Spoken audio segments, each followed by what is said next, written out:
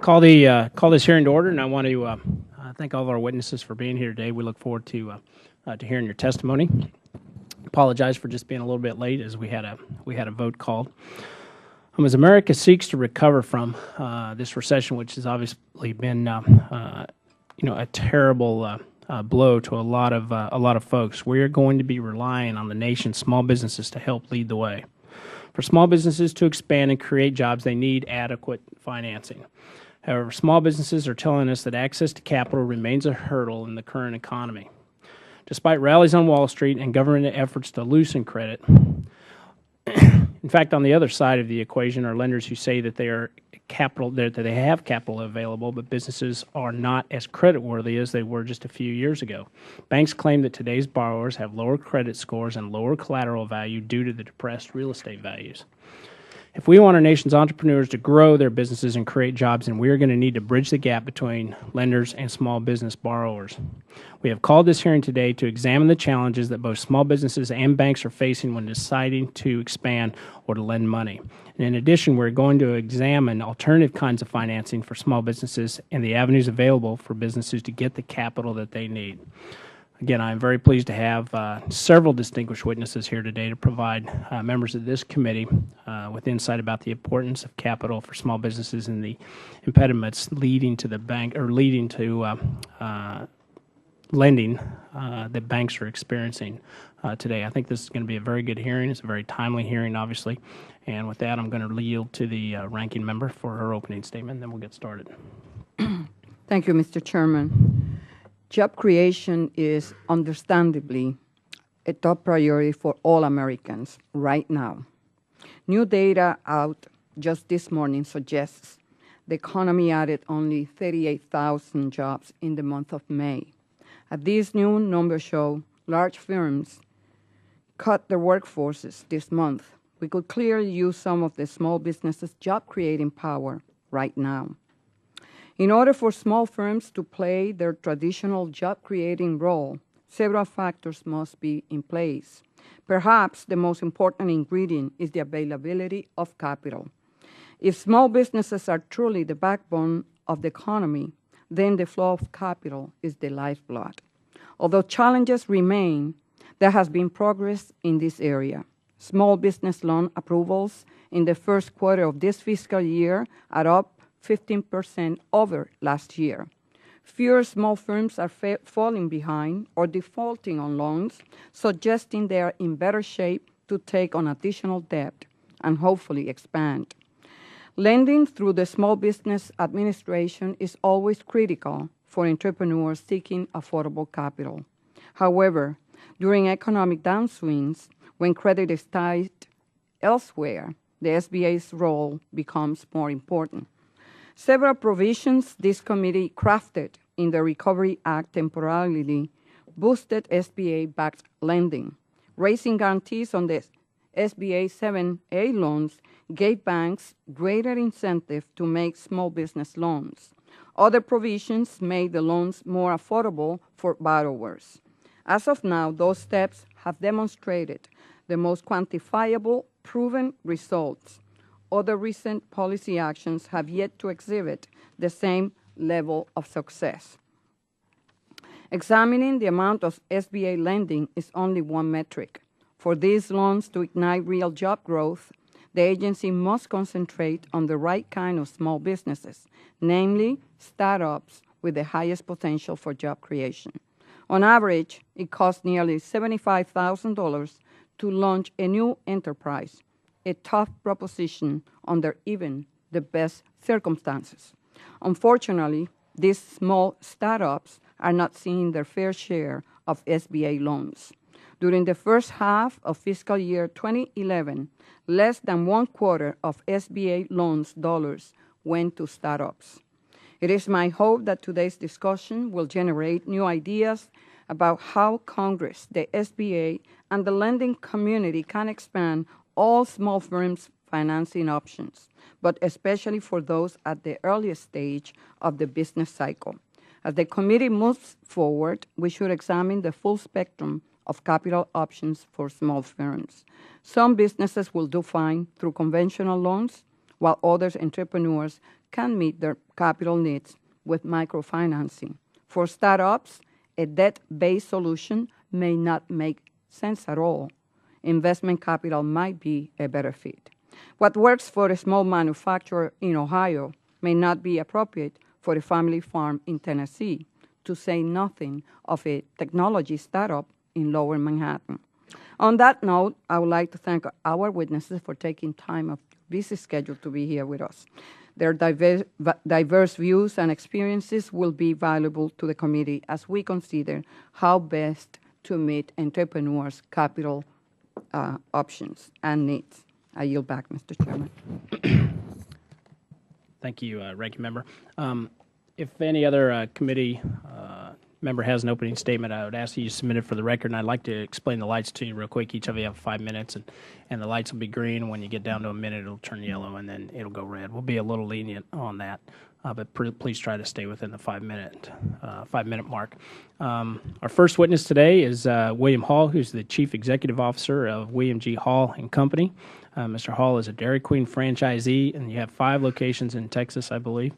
Mr. Hall also serves on the board of directors for the International Franchise Association and chairs their Credit Access Committee. We appreciate you being here today. Obviously, you came a long way, and look forward to your testimony. Thank you, Chairman Graves. I want to thank you as well as Ranking Member Velasquez and the rest of the committee. Thanks for having me here. 5 minutes, hard for me to say hello, but I'm going to do my best here.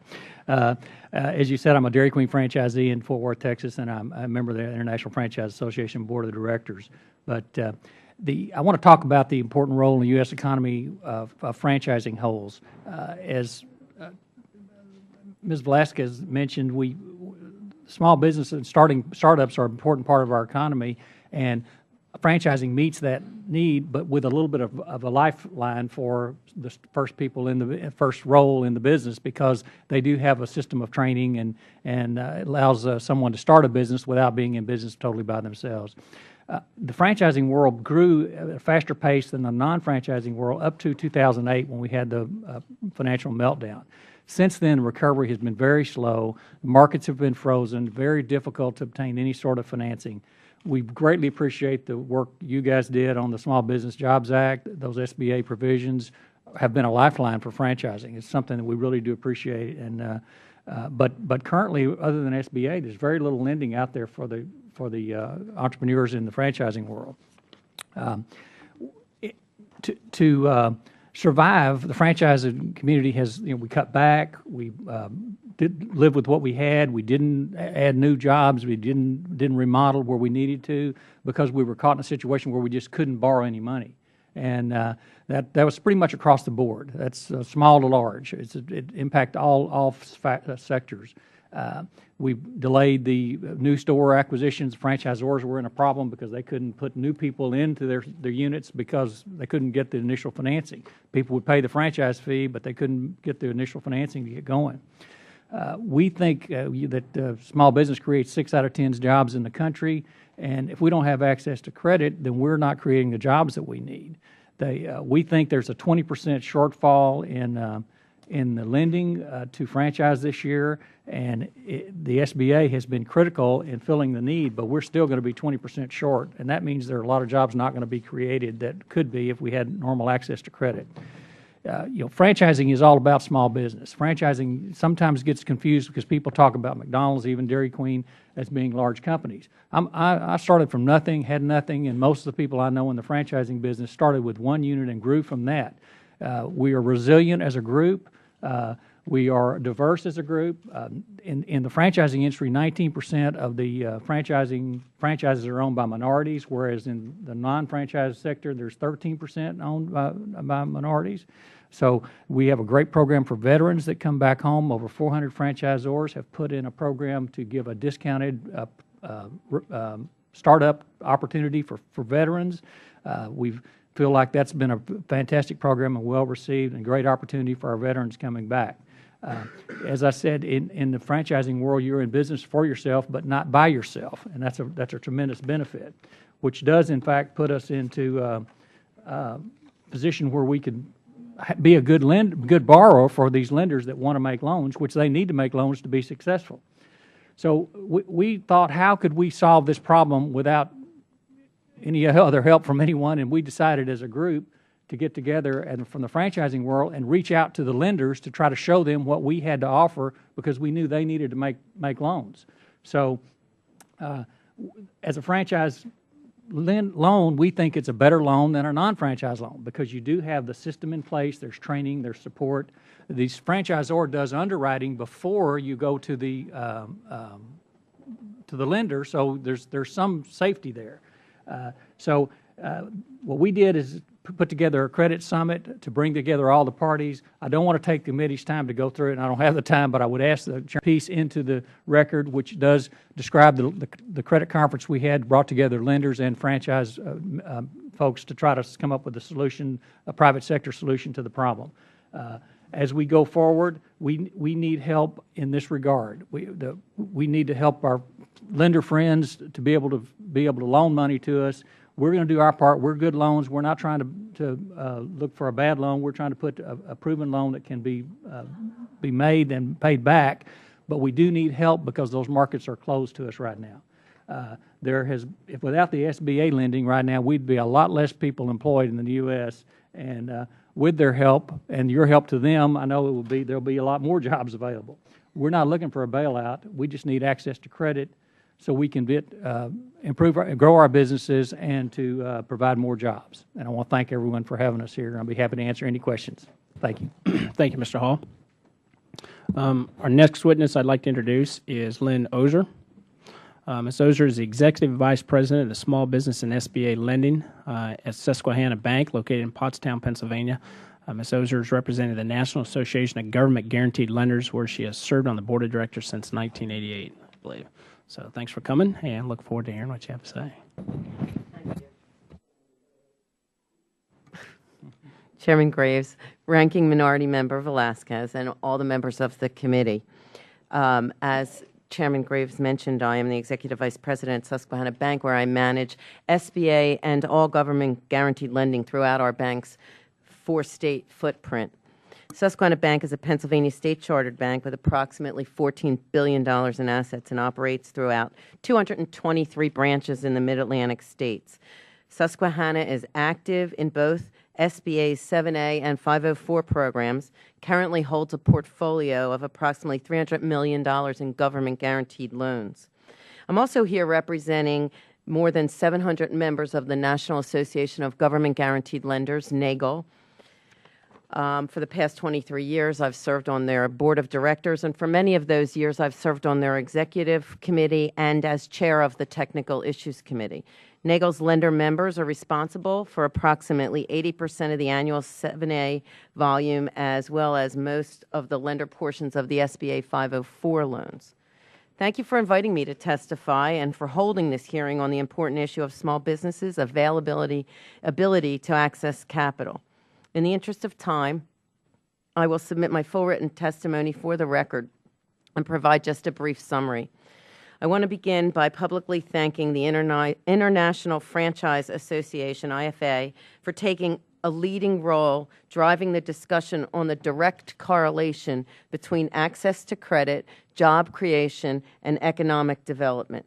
Because of the exemplary efforts, both NAGL and IFA, today we have a 7A loan program that is much better able to meet the capital needs of America's small business.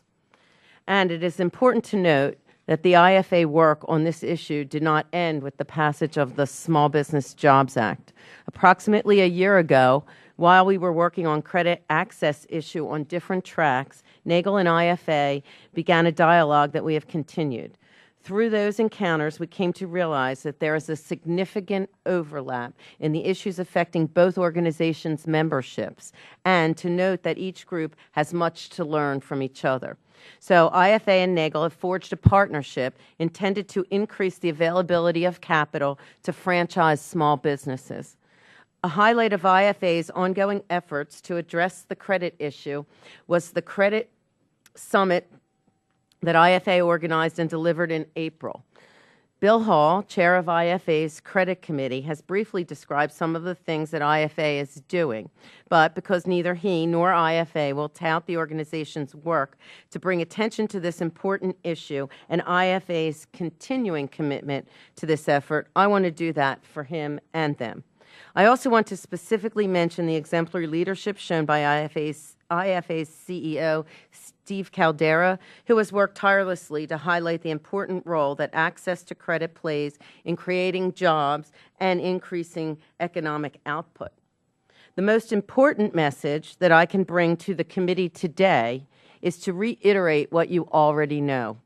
SBA loans are critical to keeping small business segment of the economy, the biggest job-creating segment, healthy. We're seeing signs of economic recovery, but for a variety of reasons, accessing capital continues to be difficult for small businesses. Lenders want to be able to provide this necessary capital, but they're experiencing a perfect storm of circumstances that together serve to stifle the conventional small business activities, lending activities. So how are banks meeting the credit needs of their small business customers? Many lenders are increasingly turning to SBA loan programs, and in particular to the SBA 7A loan program. Having a healthy 7A program is essential to keeping credit flowing because SBA is the single largest provider of long-term capital to U.S. small businesses. Its loan guarantees account for well over 40% of all long-term small business loans made in America. From the lender's viewpoint, a key benefit to the 7A program is that it takes less capital to support an SBA loan than it does a conventional loan. From the small business viewpoint, the SBA guarantee allows increased access to capital, particularly to the kind of financing that appropriately matches the loan term to the life of the loan assets being financed. That is, finances long-term assets with long-term loans. According to the federal statistics, typical 7A loan has an average original maturity of 12 years, while conventional small business loans typically have an original maturity of 3 years or less, with a significant majority of those loans having maturities of 1 year or less. Longer maturities allow small businesses to access capital that would not be available to them if repayment were required in substantially shorter periods. The importance of SBA lending to small business clearly demonstrates by recent demand for the program. According to SBA, in the last 2 years, the 7A and 504 guarantees enabled private sector lenders to provide approximately $42 billion in loans to small business. However, the success of the 7A program this year is causing a new problem. Based on the loan approvals to date, it appears highly likely that the program demand will exceed the $17.5 billion program level ceiling set by congressional appropriators. This means that it is likely that the 7A program will have to shut down sometime late this summer unless the Congress acts to raise the program level. In order to avert this potential program suspension, NAGLE, on behalf of its members, is requesting that Congress act now to increase this year's program level for SBA's business loan programs to $19 billion. This increase will not affect the budget because sufficient appropriations are already available to support the increase to the program level ceiling. We know small business lead the way to creating new jobs, and we know that having a vibrant small business segment in our economy is vital to continuing the fragile economic recovery that we are seeing. We also know that keeping SBA's 7A and 504 loan programs available to meet the capital needs of tens of thousands of credit-worthy small businesses that now have nowhere else to turn is equally vital. Do I still have time left? Okay. Sorry.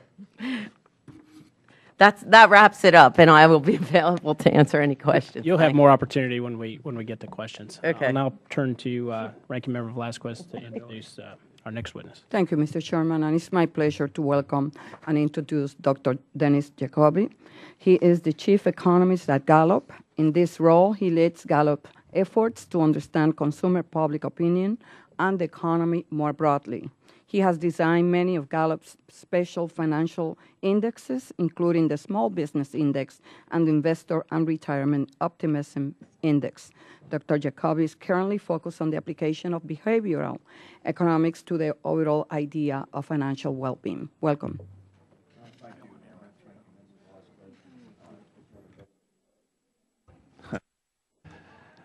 Thank you, Ranking Member Velazquez and Chairman Graves.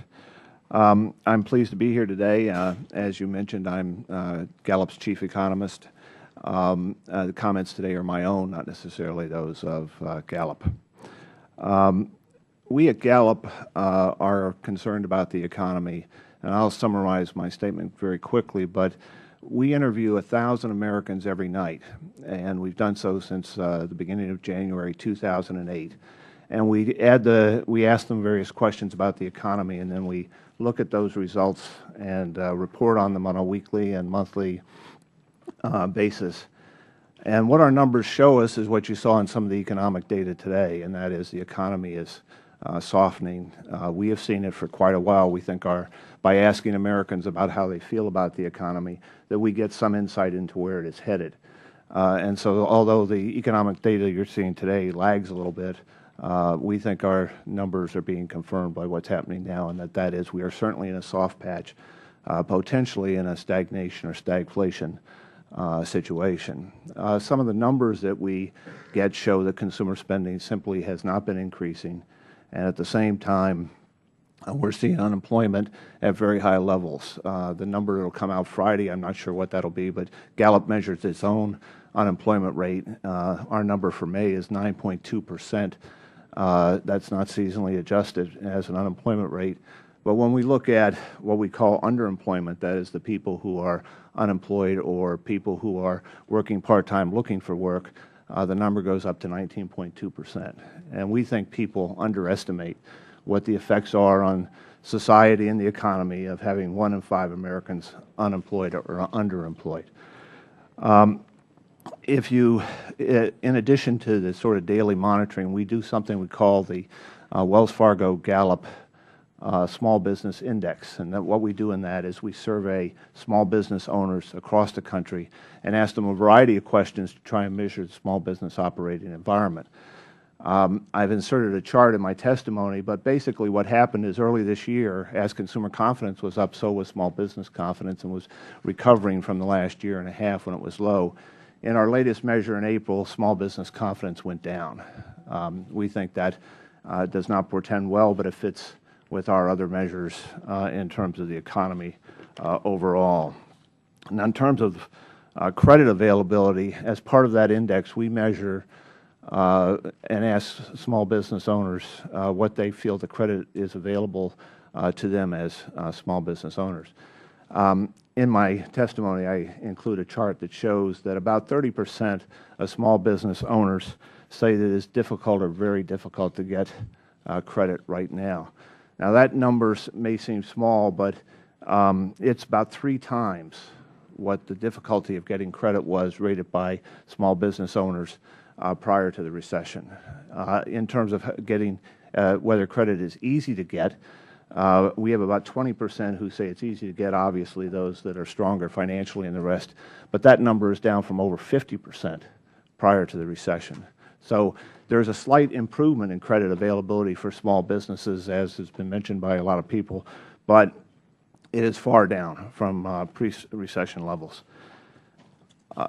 There are a couple of different things that I think are very important having to do with job creation in small businesses. I won't go through that discussion in detail, except to say that we find that about 40% of small businesses tell us that they're hiring less people than they need. We think that if we can turn that around and actually get them just to hire what they need, not necessarily to grow, there could be really an explosion in terms of job creation that is unexpected by most economists. The question is how to do that effectively. And 3 areas that I mentioned that are not mentioned often, I think. One has to do with education. I'd be glad to discuss that, but I think there needs to be some tie-in to education from our polling with small businesses. The housing and real estate area, which you've heard more bad news about this week, which is another area that's very important to small businesses. And then finally, some of the energy problems. I'll be glad to answer any questions. Thank you. Next, going to turn to Representative Landry for introduction of our final witness. Thank you, Chairman Graves and Ranking Member Velazquez. I would like to introduce Mr. Bob Kotler to you all. Although he's based up here in D.C., Mr. Kotler is a Tulane grad. I think Mr. Richmond, Cedric's not here, is our other, we have a Tulane grad on the committee, actually. A former executive at Louisiana's own Hibernia Bank and is currently the executive vice president near my hometown at Iberia Bank in Lafayette, Louisiana. And this may make him a certified Cajun. He may be able to understand me if any of y'all have problems. Mr. Kotler has capitalized on his banking and finance expertise and has devoted much of his career to working on what makes small businesses work. In his current role at Iberia Bank, Mr. Kotler is responsible for the retail segment, including retail operations, credit cards, sales, retail training, and small business. Before joining Iberia Bank, he was the executive vice president for small business banking at Capital One, covering Texas, Louisiana, Maryland, Virginia, D.C., New York, New Jersey, and Connecticut. I don't know how you connect Texas and Louisiana to the East Coast, but his team worked in tandem with Capital One's National Small Business Credit Card team. Mr. Kotler also headed Capital One's branch real estate division in the Texas area and served as Hibernia's chief sales support officer before Hibernia and Capital One's merger. Mr. Kotler started his involvement with the Consumer Bankers Association in 1995 as a member of CBA's Small Business Committee. He has been extremely active over the last 16 years in his roles such as chair of the membership committee and member of the board of directors for 10 years. In total, Mr. Kotler has nearly 20 years of practical experience in providing small business access to capital and credit.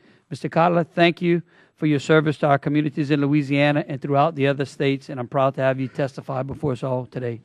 Thanks, Mr. Kotler. I think Mr. Landry used up all your time. I think so. I was going to say that was a hard one to follow. I yield. Go ahead. Thank you, Chairman. Good afternoon, Chairman Graves and Ranking Member Velasquez and members of the committee. I'm excited to be here today. As Congressman Landry said, I'm Bob Kotler, and I'm responsible for retail and small business banking at Iberia Bank, and also a member of the Consumer Bankers Association Board of Directors. CBA has been the recognized voice of retail banking, including small business lending, for the nation's capital for 90 years. In my positions at Iberia and CBA and 21 years of experience in small business lending, I understand the challenges we face, and especially getting through the current economic environment. Over the past few years, high unemployment has resulted in less consumer spending, and consumer spending is critical to boost sales of small businesses and make them healthy. The decline in sales and the weak economic conditions have led to weaker than normal and inconsistent demand for small business loans. In fact, a recent NFIB study found that poor sales and uncertainty continue to be greater problems for small business owners than access to credit. In addition to the decline in sales, another factor that's diminished the demand for lending is value of home equity. And as many of you know, home equity is traditionally a strong form of collateral that many business owners use to secure their business loans.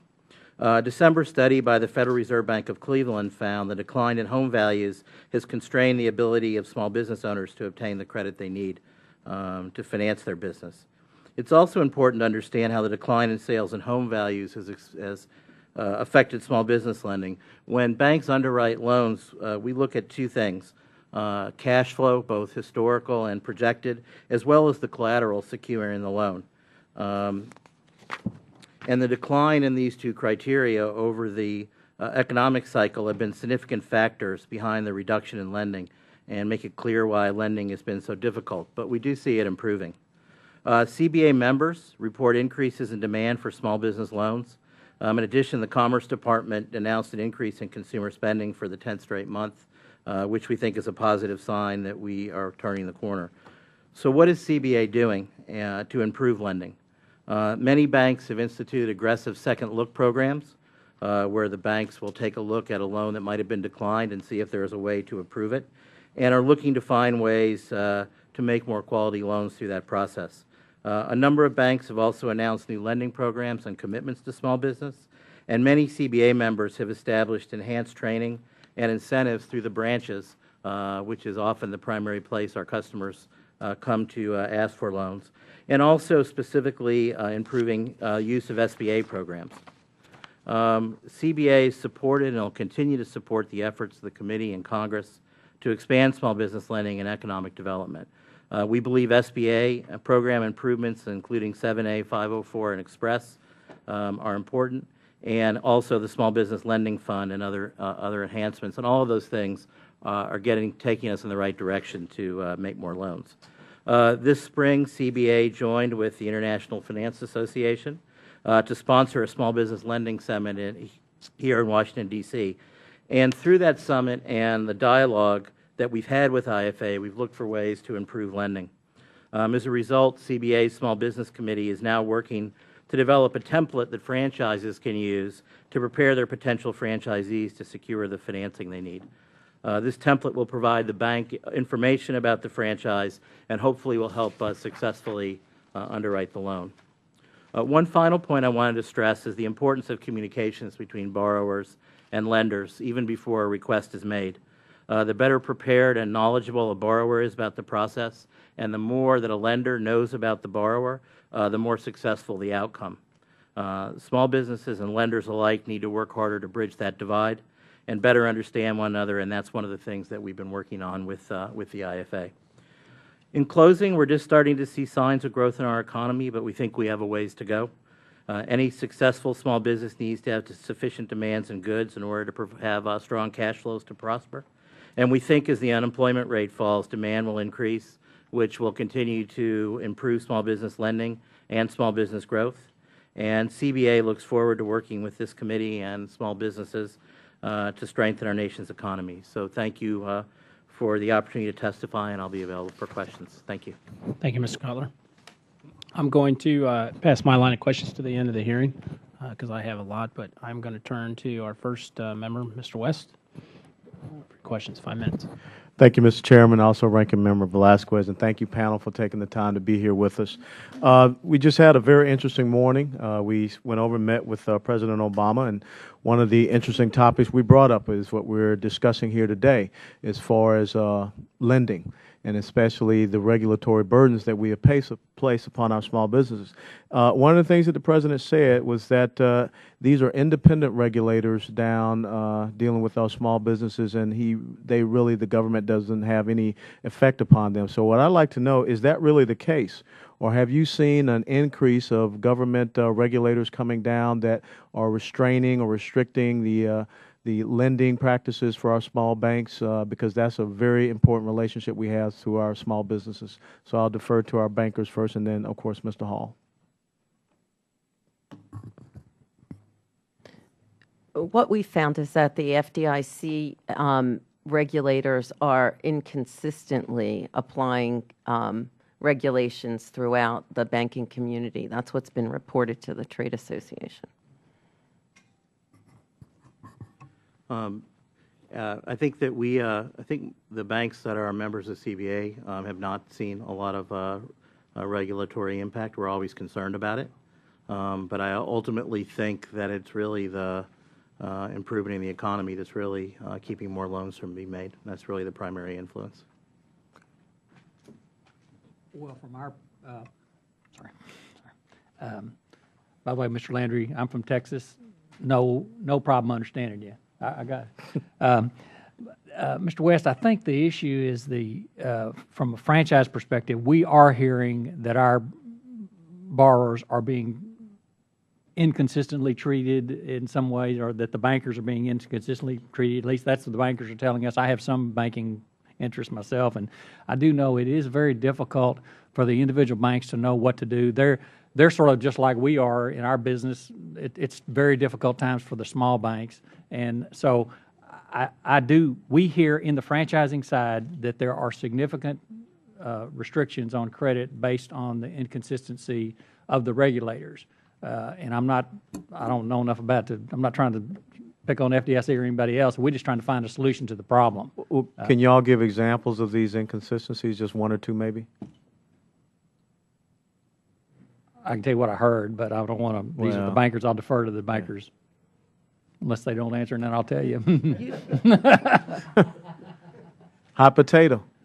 Okay, what we hear is that the SBA loans, and again, I know we had Mr. Grunberg, was the vice chairman of the FDIC, speak at our credit conference. He clearly said, we're trying to help you in this effort, but we hear what's happening is that it's not getting filtered down to the local examiners, and that what's happening is that at the local examination level, they're looking at SBA loans as being more risky because they are guaranteed and therefore are substandard, and so they're getting pushed over into a more restrictive line within the individual banks. We think franchise loans are good loans, but because they're SBA loans, there's apparently some bias against that. Again, I'm only answering because you asked me the question. So, Well, this is the same information that we've heard as well. And some banks on the government-guaranteed loans are asked for higher reserves than others on the same guaranteed versus unguaranteed portion. So it's been handled inconsistently. And then just exactly what Mr. Hall was saying is as far as the classification of the loan and the risk rating, and then that naturally affects how much capital has to be reserved for those loans. Absolutely. Well, thank you. And Mr. Jacoby, one question. In your estimation, what are the two economic policy silver bullets that would enhance access to capital for our small businesses and help us to sustain a growth environment? I wish there were silver bullets, but two things that would really help. I think one is stabilizing the housing and real estate markets. I think that as you hear from the bankers in terms of how small business loans are made, and I've worked with bankers for 25 years, and they tell me the same thing, and that is a lack of collateral. A lot of that is allied to the housing situation.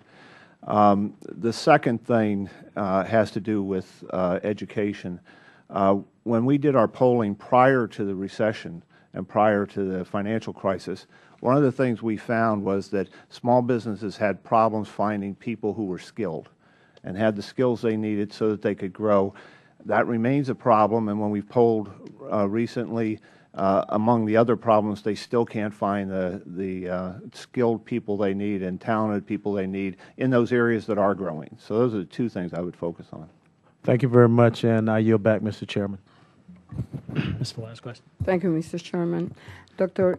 Jacoby, in your testimony, you discussed that while credit conditions have improved for small businesses, they're still considerably tighter than they were in 2006, 2007. And I know that you mentioned three factors. One of them, the housing and real estate markets. But do you see, based on the surveys that you take every night, any conditions that are improving so that we could be to a point where we were 5 years ago? Well, actually, until about January of this year, we started to see a lot of things improving, and I thought we actually were going to build some economic momentum, and that has been sort of dashed in the last couple of months.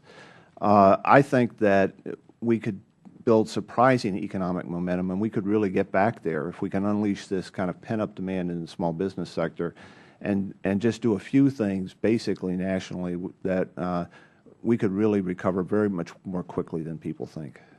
Can you imagine where we would be today if we were not infuse capital in terms of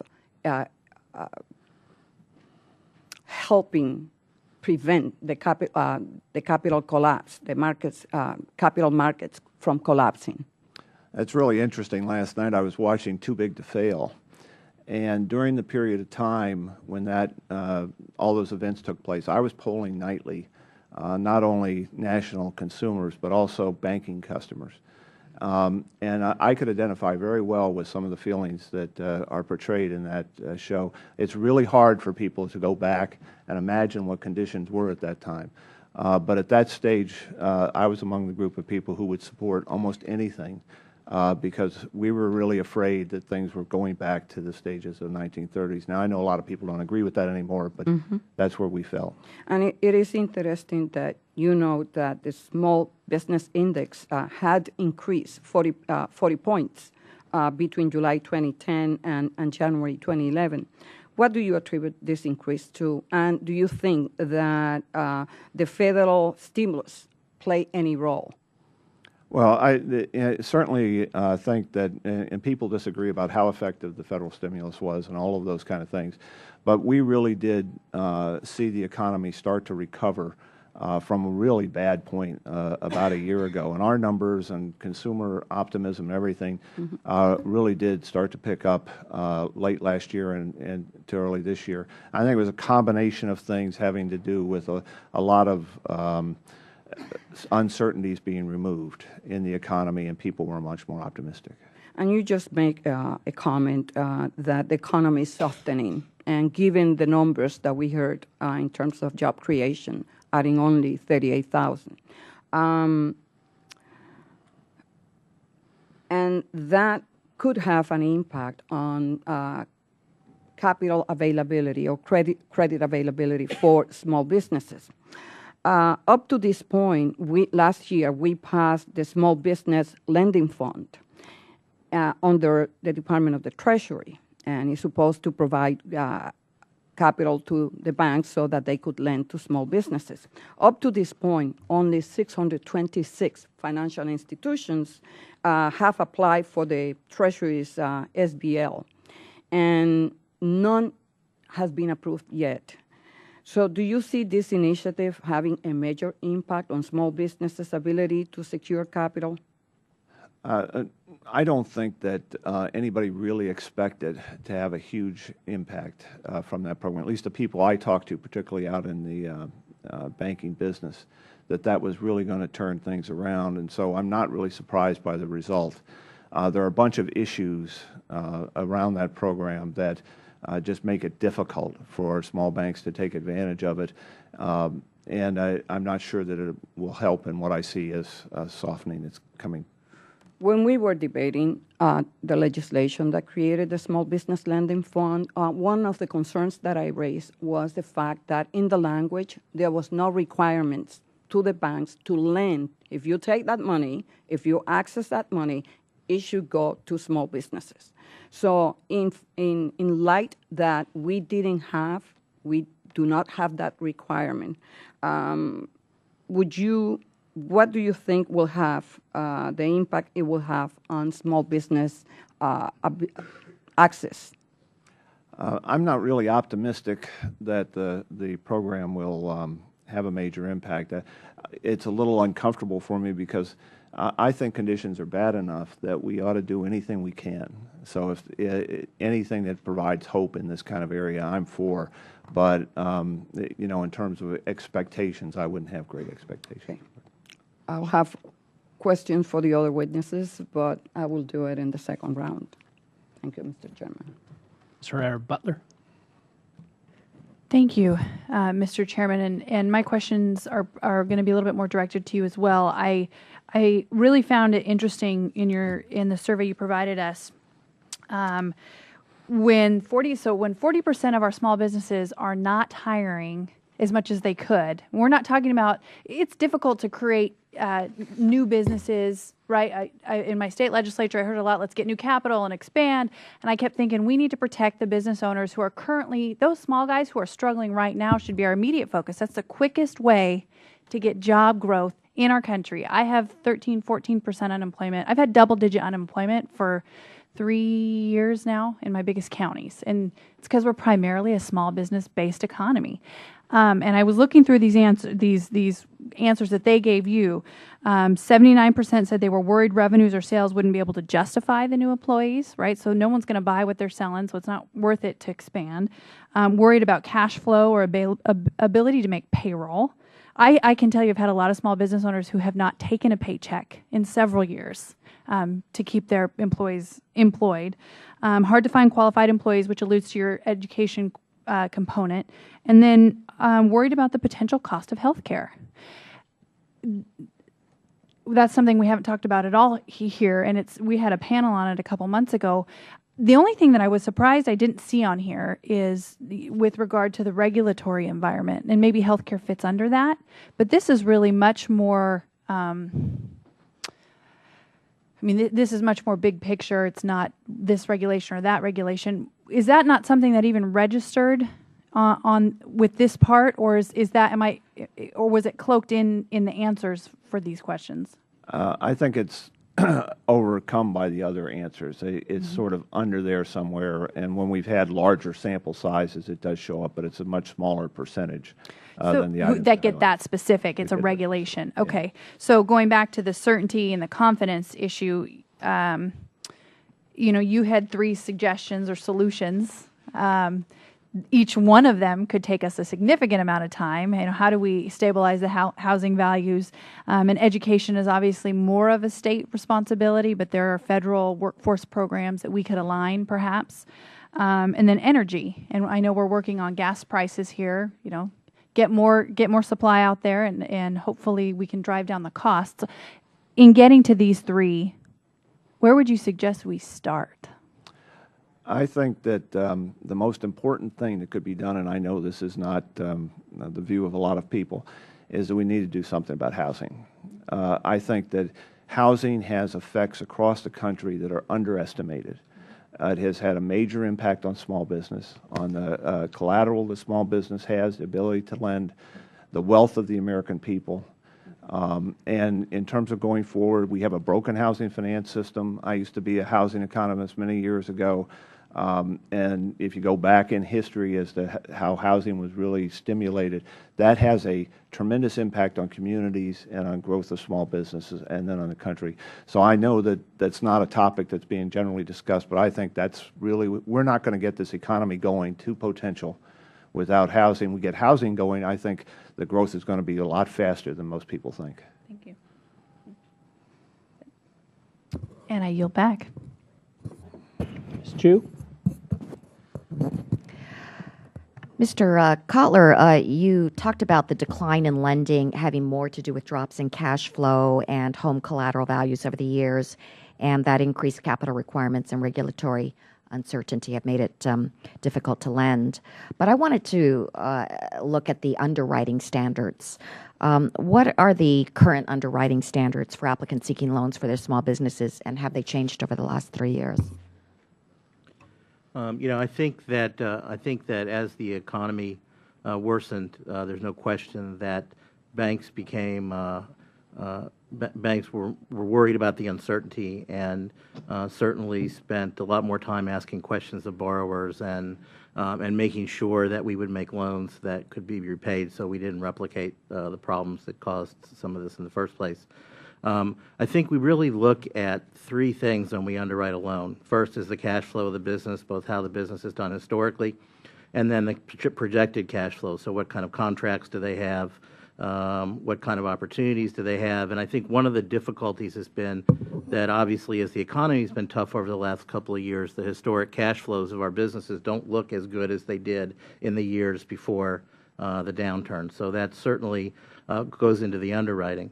The second piece is the secondary source of repayment, or the collateral of the borrower, and that's where housings come in, commercial real estate appraisals come in, and clearly we've all been very cognizant of making sure that appraisals are right and that they represent the true value of the property. And then the third is generally, especially in small business, the personal guarantees of the business. And we'll look to the owner of that business to make sure that they're strong and can also support the business through any issues it would have. So I don't know that it's as much that the underwriting has changed, more than being very cautious to make sure to go through each of those steps. And in a lot of cases, the borrower doesn't look as strong as they did in the years before the downturn. Are there any barriers, though, in the process that could keep a business owner from securing a loan, even though they actually might be a good candidate for the loan? I'm not aware of any. I mean, I think that banks are in the business of lending money. It's how it's what we do, and I think that we all want to make loans. I can tell you, in my business, if it grows, that's what we want it to do. So I think the real issue is just getting the economy on track, getting the jobless rate down, removing any other uncertainties that would cause small businesses from expanding. I think if those things happen, then I think we'll begin to make loans. I'll also tell you that our lending is up considerably from the bottom, but we're still not all the way back to where we were as an industry and as an association, our members from the top. Well, I looked with interest at your at this program by the Consumer Bankers Association, of which you're a member of the board of directors, the Second Look program. Yep. So what would trigger a second look at a good candidate for a loan? I think that oftentimes loans will get declined by an underwriter, and so what we did is when that happens, we many of our member banks put processes in place to have a supervisor or their manager or another underwriter take a look at those loans to see if there's another question we could ask, more information we could get, additional collateral that would make the bank comfortable, but something to try to take a look to see how we can make loans. And our members have seen anywhere from we polled our small business committee anywhere from 3 to 20% lift in the approval rates of those loans. So it's actually worked. It's been something that's been successful in helping small businesses for our industry. Ms. Ozer, you look like you have something to say on this. What I was going to add is the Second Look program is just something that a lot of that we do at Susquehanna and other banks that participate heavily with the Small Business Administration is we do, as a second look, see if we can utilize the Small Business Administration's guarantee on these loans that don't meet our credit criteria on a conventional basis. The credit criteria of our bank in particular, and I believe I'm speaking for most banks, the credit box itself has tightened due to regulations and losses and so forth. But what that means is that the businesses that no longer qualify for conventional lending fall off their plate and land on mine as the director of government guaranteed lending. So that's why we've been doing more loans, because we do look at the same exact criteria that Mr. Kotler was speaking about, but with the enhancement of the government guarantee, we're able to make more loans to small businesses by utilizing that, and that's why the vitality of that program is so important. Thank you. I yield back. Mr. Mulvaney. Thank you, Mr. Chairman. Briefly, I think one thing that we heard earlier bears repeating. I was as surprised as Colonel West was when we met with the President this morning and were told by him from his own mouth that he had very little direct control over the regulatory environment. And Ms. Ozer, you mentioned that one of the hurdles that you had been facing in your business dealt with the FDIC. So I ask you, ma'am, who oversees the FDIC? Is it Treasury? I think it's an independent agency. I believe it's under Treasury, which would be Mr. Geithner, who is a presidential appointment. We actually have a meeting with Mr. Geithner in a few minutes, so I'm going to ask him directly about his role over the regulatory environment. I was very surprised to hear that. But let's come to the issue at hand, and I have a question for Mr. Kotler. You heard Mr. Hall talk about the role that franchising plays. I've been a franchisor, I've been a franchisee, and he's absolutely right. There's a tremendous pent-up demand in our industry. Traditionally, our industry has been sort of a stabilizer. It's been counter-cyclical. When business got bad and people got laid off, they would turn to franchising as a way to start their own businesses. We saw that in our own business, the demand for our restaurants went up dramatically, but the ability of people actually to open them fell to zero because no one could get financing. Mr. Kotler, let me ask you this. You've talked about what is preventing you folks from lending, and I heard all the things that I would ordinarily expect, which is your cash flow and your collateral. It makes perfect sense to me. But my question is this: is there anything that we can do or perhaps undo as a government to help you lend money? And I'll give you the example that I take from another industry, which is the real estate industry, which is having a great deal of difficulty refinancing right now. And it's in large part because of regulation, that there's a rule in place now that says if you refinance a real estate loan, even though it's perfectly healthy and performing, if you refinance it, it automatically goes into a troubled asset category. And to me, that shows some opportunity for us to fix things. So I put it to you, Mr. Kotler, what can we do or undo to help you lend money to folks like Mr. Hall? I think one of the things is be supportive of the SBA programs. A lot of our banks use them. And the increases that were done in the amount to lend and some of the other things that were done there have been pretty important, and banks have used that pretty aggressively through this economic environment to make loans. I think that's the primary thing, other than just the more global economic things that I just think we have to continue to work on, and that'll take care of a lot of it in the process. Mr. Hawley makes an excellent point, and you talked about the fact in your testimony that if there was no SBA, if there were no SBA lending out there, we'd have almost none in our industry. Have you ever done an SBA loan? No, sir, I have not. Has anybody, well, I know Ms. Ozer has. Ms. Ozer, could you tell us the difference in terms of the paperwork involved behind getting an SBA loan and a traditional loan? Maybe Mr. Kotler could help on that as well, because it's not apples to apples. It's much more difficult to get an SBA loan than it is an ordinary free market loan. The amount of credit information that's required from the borrower, the basic credit information is the same. In order to do your due diligence in the underwriting process that the Congresswoman had asked about before, we need the same amount of financial information. However, when you are applying for an SBA loan, there are rules and regulations, standard operating procedures that have to be followed. So if you decide to borrow money from a bank who has expertise in that area, there should not be a huge amount of difference for the individual borrower. But you do need to have a lender that has experience in that, because there's credit underwriting on the bank level, and then there's credit underwriting that has to be done on behalf of the Small Business Administration. So there is basically 2 times the amount of work. You can use the same credit underwriting, but you do have forms and applications that need to be done, eligibility checklists that need to be done, tracking of use of proceeds, and there's more of an administrative burden on the bank to do an SBA loan. But the borrower themselves shouldn't really be experiencing more problems. I had the great pleasure of having an SBA loan one time. It was a great experience, don't get me wrong, but as between going the SBA route and the conventional route was always preferable. Yes, sir, Mr. Hall. Well, I would add that while I haven't had an SBA loan, it looks like I'm going to be going after one, and and I'll just give you the real world perspective on that. In the past, if I put a new unit in or put a restaurant in, I'm typically putting a lot of capital in there already in addition to the loan. And in times past, I may not have had to guarantee the loan personally. In fact, I wouldn't do it unless I absolutely had to.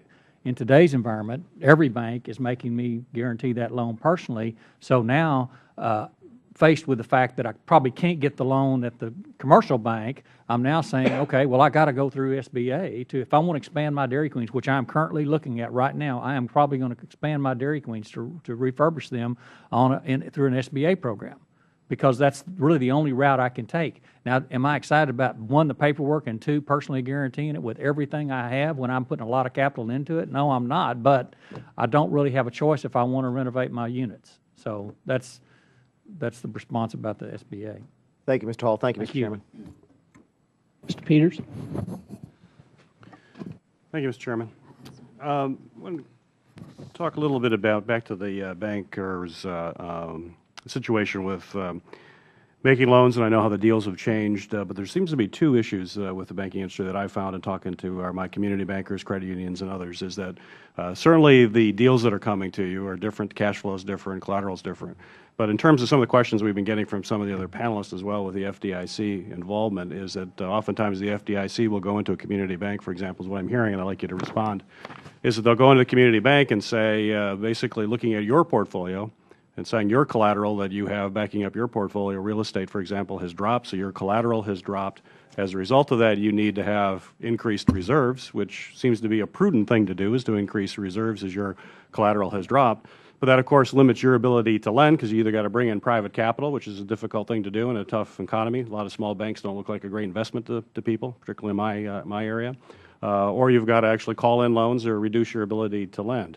So a question to our 2 folks from the banking industry, to what extent is it the fact that you're having trouble finding creditworthy borrowers, and to what extent is it the fact that just because your own portfolios have dropped, collateral has dropped in value, that you simply don't have the capital to lend? What is that balance? I can tell you from our experience at Iberia Bank, we've been very well capitalized and had very good lending performance through the cycle. So I will tell you that one of the reasons that I came to Iberia was to do more small business lending. That was something the bank management of the bank wanted to do. And as a result, I don't think my experience is that, at least at our bank, that's been an issue. The issue is really. But more broadly than your bank, is it an issue? Yeah, it's interesting. I've attended some different forums over the last few years, and some of the smaller banks have certainly raised that issue. But I will tell you from my experience that our bank is $10 billion. In my experience at a larger bank, I don't think it was.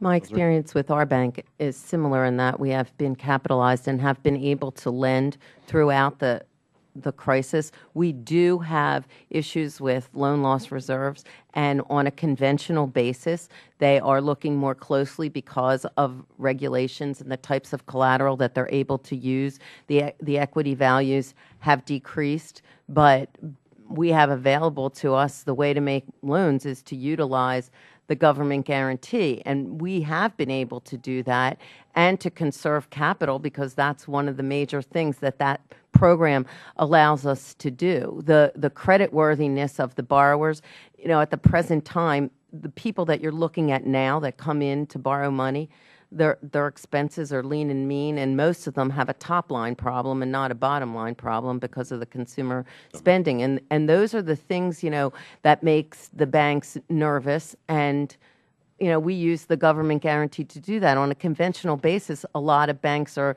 requiring borrowers to pay off their credit lines that they've utilized all the way, and they don't have availability on it. And then with an SBA guarantee, we can give them 10 years to repay that loan, as opposed to the banks requiring only a 2, 3, 4-year loan.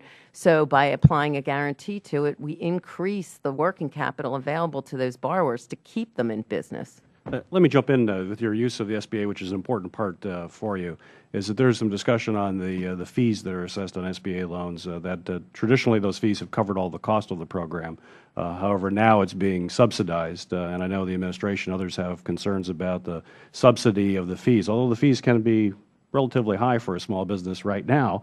What impact do you think it would have if we do not are in a position where we don't subsidize those fees, actually have to raise those fees? Are you concerned, and maybe that's to all the panelists, are you concerned about having to face even higher SBA fees? On a personal basis, I mean, the borrowers have that concern, but this also touches on what Mr. Hall was saying. When you utilize an SBA guaranteed loan, it's because credit is not available elsewhere. So these small businesses are either fighting to stay in business or they want to fight to start business. And the fees can be financed and amortized over the life of the loan, which is generally a longer period of time than they would get on a conventional basis. So as a lender, yes, it's concerning. As a borrower, I'm sure that it's concerning as well, except for that if you're in a situation where it is the most reasonable way to continue in business or start in business, then we're going to continue to do it. I have a financial background, a CPA, which I started 8 years doing that, and I've been an entrepreneur since then. And unfortunately, the question I'd ask the bank now is not about the fees, but what's the payment? Yeah. Exactly. It's a situation where you need the credit, you need to finance something. You're going to pay a higher fee and be willing to pay a higher fee than you ever thought you would. It's the same as the example I gave on the personal guarantee. There was a time I said I'd never personally guarantee a loan again. Well, I'm eating those words today, because to get a loan, to expand, to even survive, I'm going to have to guarantee that personally and put on the table everything I've worked for all my whole life. But I'm have to do that to grow. Right. Thank you, Mr. Chairman. Yield back. I'm going to jump in here real quick, because we're going to have a series of votes here coming up here after bid. I don't know when they are, but I do have a question for you, Mr. Hall. And you mentioned earlier, and I've heard this too, about a possible bias out there against making it harder for franchisees. In fact, I've got friends who are trying to get loans on startups that are new franchises. And they get that impression that there's a bias against that, or it's that much tougher. Can you expand on that a little bit? And I'd be very curious to hear what the others have to say too, in the banking community. Well, I think historically people have had a negative thought about restaurant industry and about startups just in general, because the SBA program is not about giving away money to loans that won't pay back. I mean, it's a program where you really have to pay the money back, and there has to be a plan in place. And so I think there probably has been traditionally a bias against some of the franchises, but I think we're turning that around partially with the work the IFA is doing with these other organizations. Because to us, it's about, we look at it as the glass is half full rather than half empty. We're not putting the blame on you guys. This is our responsibility. We got to operate. We got to grow, and the way we're doing that is working together as a group with some other people that need to make loans. And the things that we're doing are like the underwriting issue that was brought up earlier. We accept some of that responsibility. We probably weren't given the right information to these folks because we didn't know what to do. So through the leadership of Steve Caldera and IFA, we're creating this environment where we're showing our members, both franchisors and franchisees, how to make that loan application and the things that the bank needs to be successful. So hopefully we are going to overcome that bias that I think has been out there. But I certainly know that it has been there, but our effort in the future is going to be try to overcome that. I don't know if that answers your question. Any other thoughts? Anybody? I mean, I'll add that, I think that startup loans are the most difficult loans to finance. They oftentimes have the least equity going in. There are oftentimes people who may or may not have been in that business and want to do something new. So I think the issue is less of a bias and more of just they're just harder to do. So I think one of the things that we've talked about with IFA is our CBA Small Business Committee's put together a template with a series of questions for the franchise.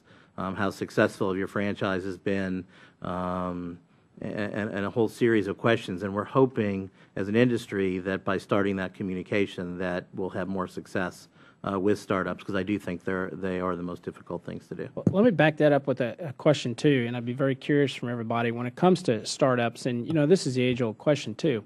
If you're not wealthy, you're very limited when it comes to your personal guarantee. But you're trying to do a startup, you have a good business plan. What is there anything that can be done to make that process a little bit easier? Because those are the people that I worry about more than anything else. We got some great ideas out there in many cases, but if that individual isn't wealthy, they don't have the personal backing or that personal guarantee, the equity out there. So is there anything that can be done? And I'll just run right down the line. We'll start with you, Mr. Hall. Well, traditionally what's happened is those initial entrepreneurial type efforts have been financed by friends, family, other outside people. They beg, borrow, and steal whatever they have to do to get probably the wrong words, but they do whatever they have to do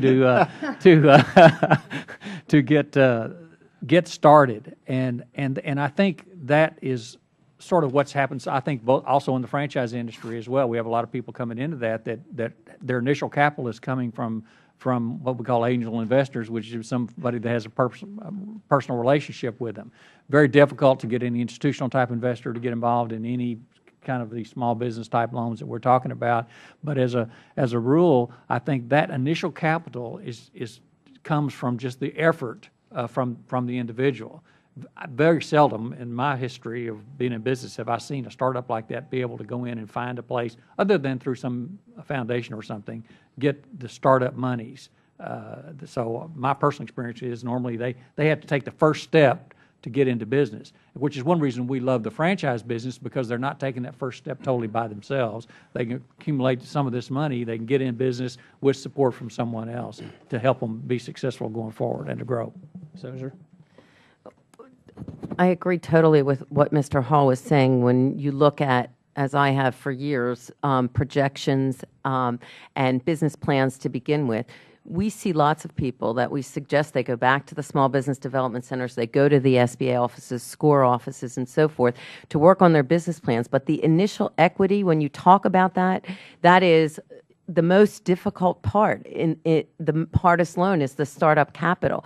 They go to friends and family and angel investors, but we won't do 100% financing. And what we find a lot of times, what I see is that these people have access money from credit cards. And a lot of times we see that that's how they start their businesses. And then if they do have this wonderful idea, they come to us where they've already proven some top-line success and they have credit card debt. And that's one of the beauties of SBA lending. We can refinance credit card debt over a longer period of time because they've already proven that they can pay it on a small basis, and that's how they get it. But the initial capitalization, if you don't have it, you have to get a gift letter from your friends and family. You have to get investors. If you could sell the bank on your idea, then maybe you can sell it to somebody else and bring on partners and so forth, because they do have to have some percentage of monies to do that. I have information here on the percentage of startup loans that were done by the SBA, if you're interested in hearing that. Very much. Mr. Chairman, would you yield? Yes. I do too, by the way. Yeah. And let me, and that is my frustration, because when we passed the jobs creation bill, it was with the purpose of helping provide capital, affordable capital, to those who were not able to get it through conventional financial institutions. And what we have seen is that the federal government and SBA is guilty as charged, because what we are seeing is a concentration on big loans. Those of, we increase the loans from 2 to 5 million. And the percentage of smaller loans defined as those less of 150,000 has declined through SBA guarantee loan from 17% to 8%. So the problem with this recession compared to other recessions is that people lost their jobs and they started up businesses. They created businesses. This time around, because credit standard has tightened and SBA hasn't helped, because basically those guarantee lenders are concentrating on making the big loans. Debt financing do not create jobs. Startups, they do. With all due respect, the 7A startup volume is up 6.3% in numbers and 38.8% in dollars in 2011 year-to-date versus 2010 year-to-date. There's 29% of the number of loans to startups, which is defined as businesses open for 2 years or less. There were 10,474 loans made to startups so far this year versus 9,856 last year. And the startup dollars are $3.255 billion year to date versus $2.346 billion last year. Yeah. So it's up higher. From SBA. But the information that the thing that I have seen just in my bank is there's been a lot of startups because there are a lot of people out of work, and some of these people that are out of work actually do have money as a startup to start their businesses because they've either been laid off with a package or they're older, more successful people that have lost their jobs, and they can do capitalization. So we are doing them. And as far as the small loans falling off, a lot of people are using the SBA Express loans less, but they're using the larger loans more. But we need those larger loans because as companies grow, like Mr. Hall is saying, people that have 5 and 6, they get above the $2 million. They have to renovate their stores. They need $5 million. So in my shop, we make loans the whole gamut. I want to go back to my original question, and that is, I'm talking about people who are doing startups that don't have the equity out there for the personal guarantee. I'd be very interested to hear what you have to say, Mr. Cutler, about that, or what can we do, or what can be done to help those individuals out. I mean, we hear a lot about, those people that have that money or have, something to back them up, but I'm talking about those people that don't. Yeah. What can we do in your experience, or what can be done in your experience? I think it's an ongoing process. So I don't think there's one silver bullet that gets it. I think it's a combination of them finding personal funds or other or friends and family to get started, coming into the bank and working on business plans and beginning a discussion. I think one of the most interesting things to me is that customers who come in and have discussions about what they're thinking about with their banker and get to know them long before they actually come in for the loan request have that helps a lot. And I think then just making sure that we have programs with the SCORE and SBDCs to help out. In a bank that I worked for in the past, we actually worked with the Kauffman Foundation to do first-time business owner training, somewhat similar to some of the first buyer homeowner training. That was very successful. The people that graduated from those programs were more successful in their businesses than other startups. So I think there's a whole bunch of different things that we just need to put together to make it work, as opposed to one big thing. Mr. Jacoby, do you have anything to add? Well, we've done some surveys asking small business owners from their experience starting, what did they do right and what did they do wrong. One of the things that they highlighted was not starting with enough capital. They tried to get in and they didn't have enough capital to make it. And I think in this environment, some availability of at least some kind of minimum level of capital is even more necessary, because they're not going to have immediate success. And so you don't want a lot of people going out there and trying in this environment without some kind of capital foundation. Who do we have next? Who's next? Who's next? Thank you, Mr. Chairman. Ms. Ozer, you testified before that the issue is really a demand issue or a top-line issue, so that for businesses, they don't have adequate demand really to support a pro forma that allows them to come to a bank and secure a loan, and that is inhibiting their ability from a financial perspective to come in and be successful in the loan process, because they need to grow the top line in order to be successful, to have the ability to repay the loan. Is that a fair summary of where you think many businesses are at?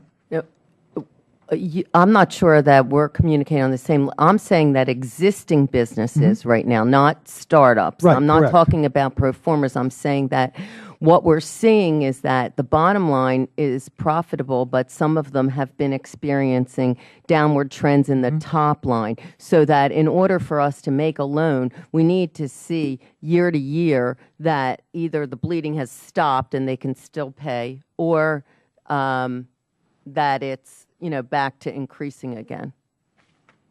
Okay, but that obviously puts them in a position where there is not as much demand for bank loans. If they're not having growth in the top line, they clearly don't need a line of credit, for instance, or to increase their line of credit, because they're not buying additional raw materials or additional product for resale. Well, they're still funding their receivables, and sometimes they need to have short-term capital so that they can fund their daily activities. If they're not a cash business, even the level of business that they're doing, they still need short-term credit lines in order to operate on their regular cash cycle. But they're not increasing the level of their borrowing, I'm assuming.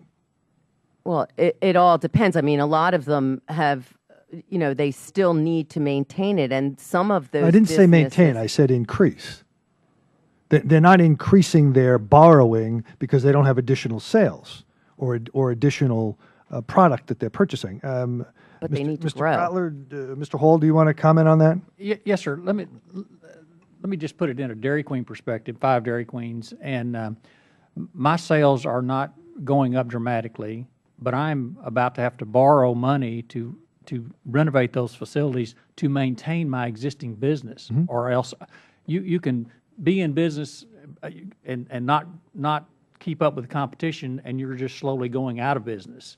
So I would say to you, certainly in my personal case, I am going to borrow money without the expectation of greater sales. I hope I get them, and I hope I'm able to get a higher bottom line.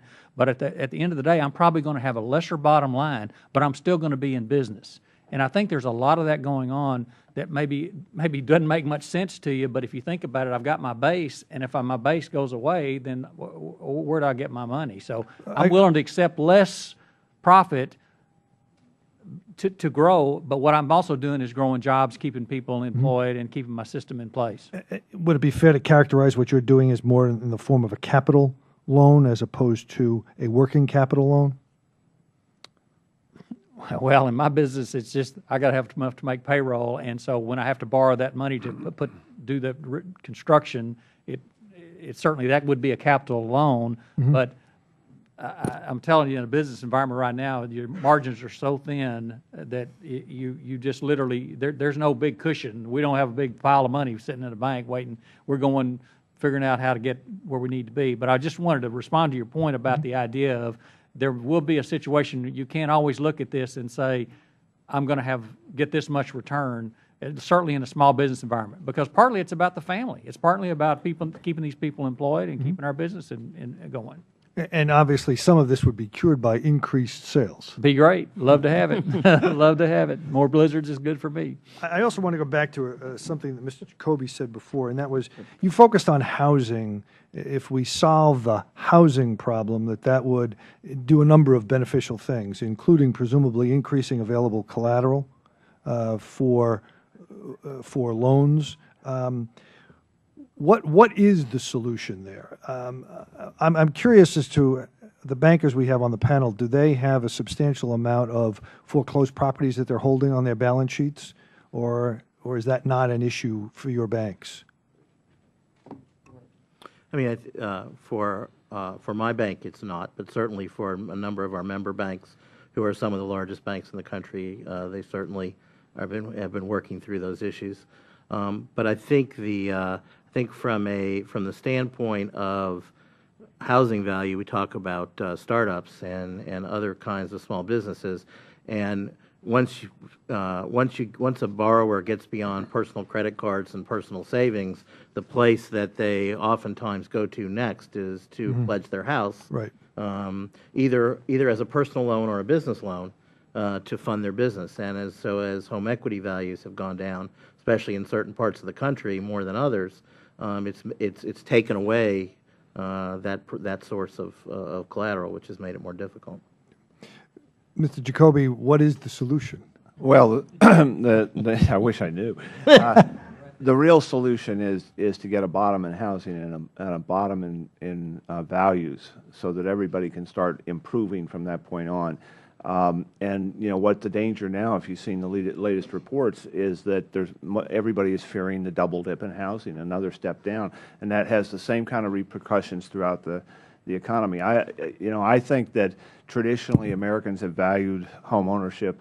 Some people seem to be moving away from that, but I think the nation needs to value home ownership and do whatever it can to stabilize housing and get people buying again in a secure environment. If you're going out to buy a house today, leverage works reverse. It works against you. And so if the price of the house you're going to buy goes down by 5%, you can lose your down payment. The point is you've got to stabilize that to get things going. And I think people underestimate how important housing is to the future of the economy. Thank you, and I yield back. Mr. Kaufman. Thank you, Mr. Chairman. There's been discussion about some of the banking regulators, and in my community, some of the smaller community banks were particularly hard hit, and their concern was that they felt that there was an overreaction, to some degree, that they were paying for the sins of the big banks during the financial crisis, and that for example, their capital reserve had a 20% increase early on in this crisis, and their market niche seemed to be commercial real estate, which was particularly hard hit. I wonder if you could comment in terms of small business access to capital related to community banks. In your view, was there an overreaction by the regulators? Anybody? Well, we're a little bit larger than a community bank, having $14 billion in assets, but our commercial real estate division was the most hard hit in our bank. So as far as an overreaction is concerned, the perception is that the amount of capital that you have on reserve now is going to be looked at. If they say that it's supposed to be 10%, then you really need to have 13% or 15%. So as such, I don't think that they've overreacted. Well, are you saying the regulators overreacted? Regulators to the community banks. I don't know the answer to that. I just don't know if Anybody they else? overreacted, but they reacted appropriately in some cases. Yes. From a borrower perspective, most of the borrowers I know think there was an overreaction, especially at the smaller bank level, because that was the most given response as to why they couldn't get the same credit they'd had in the past. We're facing increased regulation, and that's so from a borrower's perspective, there certainly is a perception out there, and just as a general comment, I mean and the regulators. In good times, it seems to me they ought to be a little more conservative and trying to get you to put stuff back, and then in bad times, seems like they ought to be trying to help the good borrowers get through the tough times, because we're talking about people who have had long history of performance, and because of really something they really didn't have much control over, are having to have struggle. Now, unfortunately, I think the community banks are in exactly the same position. So that again gets back to our RFA program, where we're trying to match these two people. We kind of both have been in the same position, see if we can get together and get some supply meeting the demand situation. I've had a number of community bankers inform me that that even if they had performing loans in commercial real estate, that those loans were downgraded, and they should have been just maybe a watch put on them, but not downgraded that would cause them to pull money available for lending into their capital reserve. Anybody else comment on this? Okay. Well, just one last related question, and that is in terms of job creation, which is the subject of today's conference.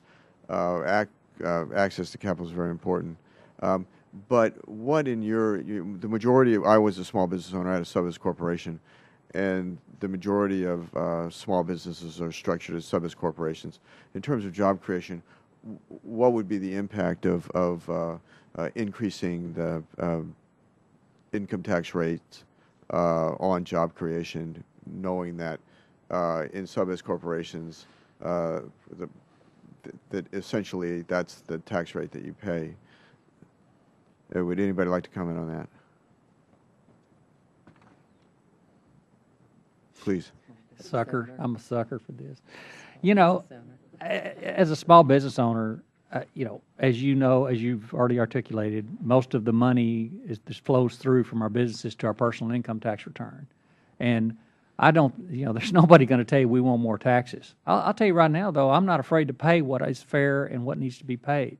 But on the other hand, we've been hit with the alternative minimum tax, as a lot of people have been hit by that over a period of time as it just creeped up. People that their business income is flowing through to their personal tax return, and they're not getting any deductions, and it's difficult. I know it sounds like a lot of money, but I'm telling you, in today's environment, you're trying to survive and capitalize your business out of your personal situation, which is what all small business people do. There are some issues as a taxpayer. I don't want to have to pay more taxes. I'm willing to pay my fair share, and I want to pay my fair share, but I also have to survive. And I will tell you, if you start taxing, and unfortunately I'm afraid the same situation with healthcare, you're going to lose jobs. You don't realize it, but you are, in the real world, you're going to lose jobs. It has to happen, because there's no other we're squeezed so tight right now that there's no place for it to go. Thank you, Mr. Chairman. I yield back. Ms. Clark. Thank you very much, Mr. Chairman. Thank you, Ranking Member Velasquez, and I'd like to thank our panel for their insightful testimony today. We all understand only when all of our nation's small businesses are active participants in a robust recovery that adds jobs will our nation fully recover from the recent economic downturn. I also understand that allowing the regulatory environment to return to one that allowed for the financial collapse in the first place is irresponsible at best. Today's testimony, especially that of Mr. Jacoby and Mr. Kotler, illustrate the difficult task facing our nation, with the lack of consumer spending highlighted as the top concern of small business owners with regards to hiring. This fact itself feeds back into the anemic consumer spending. The fact that private lenders are not lending even to those who would otherwise be deemed creditworthy has led to the issue that Ms. Ozer pointed out regarding the 7A program approaching its ceiling later this year. So my question is this: given that there's a need and also recognizing that returning to lax regulatory environment that caused our current problem would be unwise, what else is needed to incentivize private lenders to free up the capital that would allow small businesses to expand and hire, which in turn would turn around the weak consumer spending and get our economy back on track?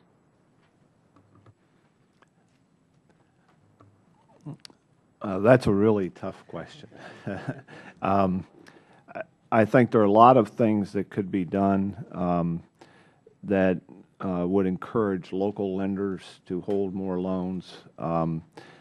Everybody who's tried to figure that out has had some difficulty in terms of how to do that effectively, and you've tried with various kinds of programs.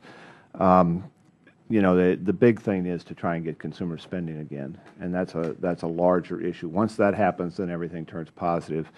If in the interim you can figure out a way to get lenders to hold more loans themselves instead of the government programs, but get more loans in some kind of incentive way, that would help also. Yes. Well, I think that, you know, utilizing the government programs is helping us to do that. But even at that level, I agree with Dr. Jacoby in the fact that the consumer confidence and the consumer spending is all hand in hand, and that's all tied up with more jobs, more disposable income, and so forth. So if we can continue to try to get the money out there to businesses that hire people, then the outlook will go on. But it's a very difficult situation, and I tend to agree with him that until the home level, the values in their homes comes back, and they have confidence that they're not going to lose their homes, and that's their priority, is where they live, and that they have jobs and money to put on the table.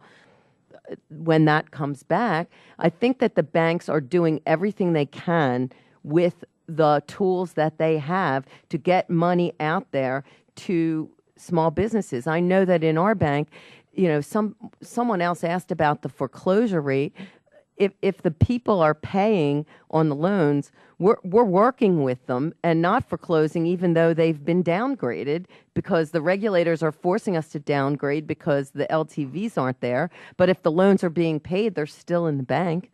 So, you know, the banks are trying to work with the people that they have lent money to keep the businesses going, to keep people employed, to keep people spending money. It's just a cycle. Okay. Mr. Kotler, did you want to? I mean, you're a Capital One. You got to have the answer. No, now when I What's hear in you your think- wallet? That's right. I'm not there anymore, but I did work at Capital One. But you know, it's interesting when you watch borrowers. So in a robust economy, you see borrowers coming in and they want working capital lines of credit to hire new people, to fund new contracts. They want to purchase new equipment, which then leads to more people to run that equipment, to more jobs.